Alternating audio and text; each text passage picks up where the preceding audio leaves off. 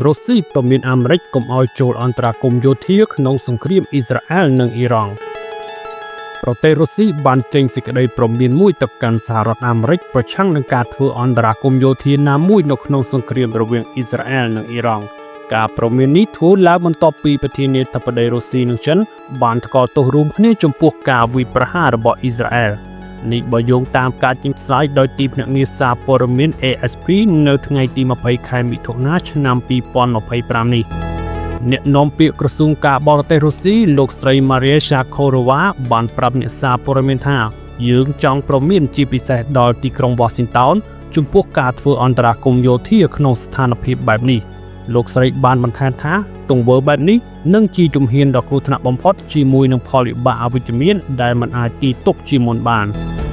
កាលពីថ្ងៃប្រហោះបន្ទាប់ពីកិច្ចសន្ទនាតាមទូរស័ព្ទរុស្ស៊ីនិងចិនបានបញ្ជាក់ជំហររួមគ្នាដោយថ្កោលទោសយ៉ាងខ្លាំងចំពោះសកម្មភាពរបស់អ៊ីស្រាអែលជំនួយការវិមានក្រុមឡាងលោក Yuri Usakov បានបញ្ជាក់បន្ថែមថាមេដឹកនាំទាំងពីរជឿជាក់ថាការបញ្ចប់អរិយភាពគួរតែត្រូវបានសម្រេចដោយមធ្យោបាយនយោបាយនិងការទូតតែប៉ុណ្ណោះ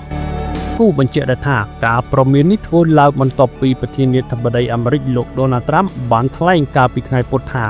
លោកកំពុងពិចារណាថាតើចូលរួមក្នុងការវាយប្រហាររបស់អ៊ីស្រាអែលឬអត់ដោយលោកបាននិយាយថាខ្ញុំអាចនឹងធ្វើវាខ្ញុំអាចនឹងមិនធ្វើវា